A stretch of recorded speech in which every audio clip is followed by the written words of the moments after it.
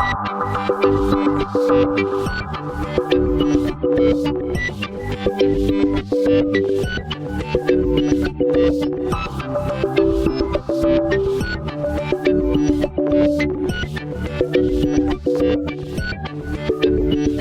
our previous video, we've gone through a 50k PC upgrade build with a focus on gaming. In this video, we are bringing down our upgrade budget to 40k and focusing on components that will drastically improve your productivity and help you multitask more efficiently. And that's not all. We're also looking at improving the performance of popular multimedia creation tools for those of you who have a hankering to showcase their creative streak.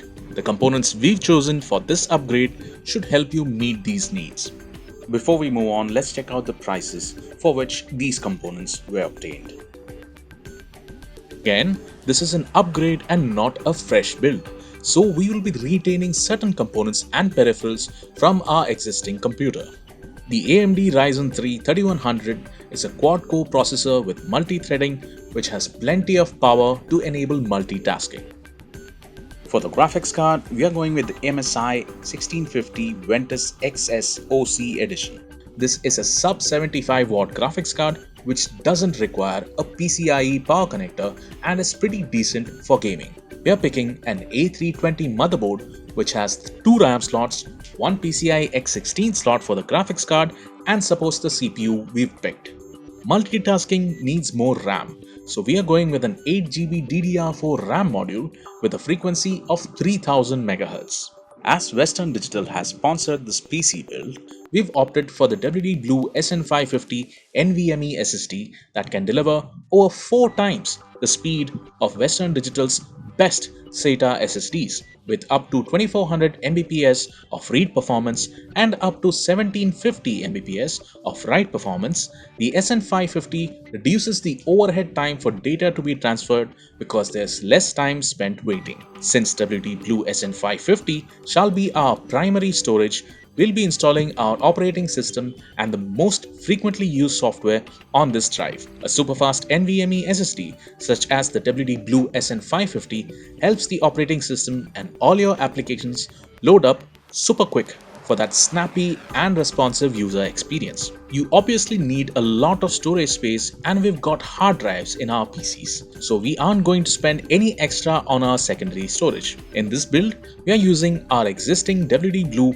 1TB SATA hard drive. The overall power consumption of your system comes to less than 300 watts, so we are opting for the Corsair CV450, which gives plenty of headroom for future upgrades. Since this is an upgrade, we understand that you'll probably want to use your existing monitor and peripherals from your current PC. We are going to be installing all our components into an NZXT H510 Elite chassis, which is known for its modest yet classy aesthetics.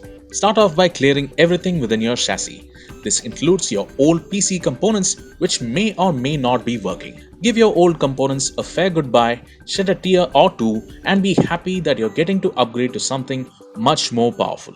Open your chassis by removing both the side panels. Find all the accessory boxes that might have come with the chassis box. You'll find all the screws needed for your build within these accessory boxes. Also, don't throw away the existing screws from your old system. You'll need those. Whenever in doubt, refer to the user manual of your chassis to see what all screws and peripherals came with the chassis and where they're supposed to be installed. Start off by removing the rear I/O shield, since that's suited for your older motherboard, and the new motherboard requires that you use the rear I/O shield that came with it. Be careful while handling the I/O shield since the edges tend to be very sharp.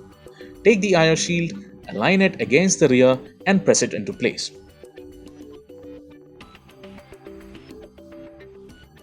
Install the power supply next and ensure that the cooling fan of the PSU is not blocked. Follow this up by routing the cables through the rear panel. Remove the motherboard from its packaging and lay it down on its box or on a stable surface. Install the CPU and RAM modules first.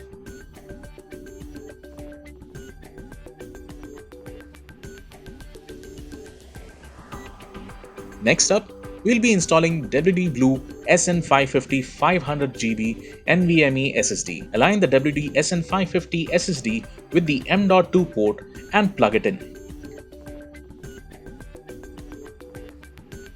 Screw the SSD securely in place using the M.2 screw. Now place the motherboard onto the standoffs and screw it in place.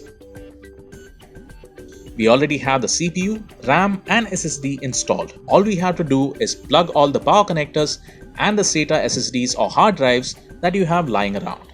We plug the storage options at this juncture because they tend to get blocked by the graphics card, so accessing these ports later becomes a challenge. Next up is the graphics card.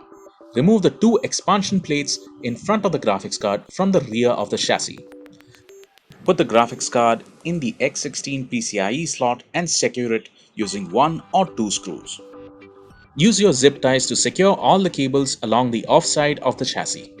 A little cable management goes a long way towards ensuring good airflow and making the chassis appear pretty.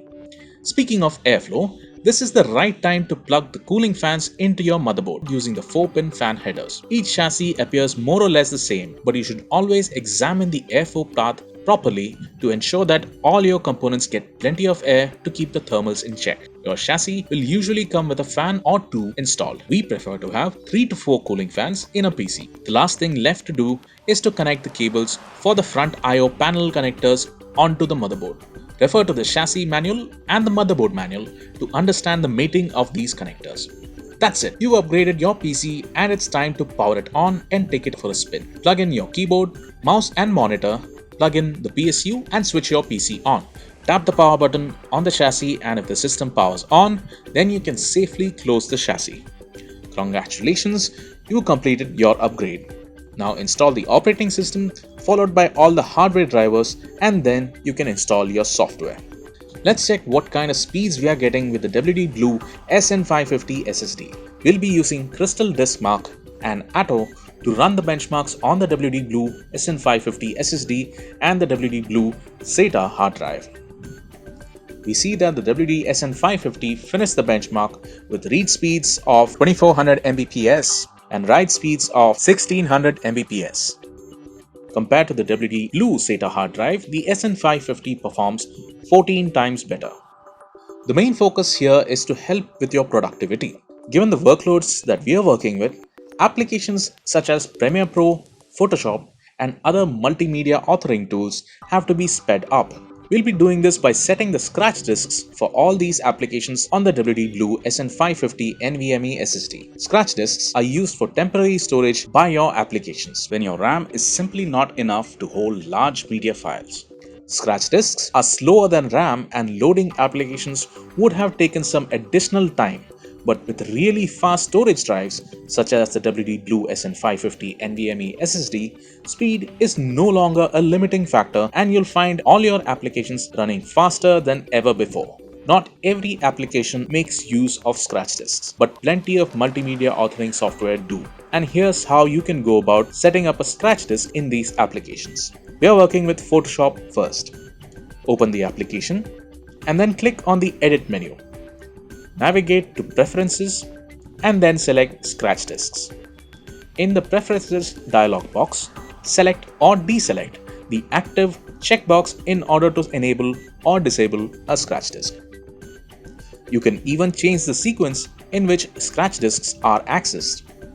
Once you are done with configuring, click on OK and restart the application. To figure out how much storage you need for a scratch disk, double the size of all the files you'll keep open on average for a project and then add 1.5 GB. We prefer to have about 10 GB in Photoshop. In a similar fashion, you can set a scratch disk in Premiere Pro as well. It's just that you'll need to set a much larger capacity since video files take up a lot more space. And with that, you're done. Your photo and video editing software should be much more responsive and snappier while you're working on them. Have fun with your new upgrade. Also, do remember to tag us in your PC build posts on Instagram and Twitter. Thank you for watching.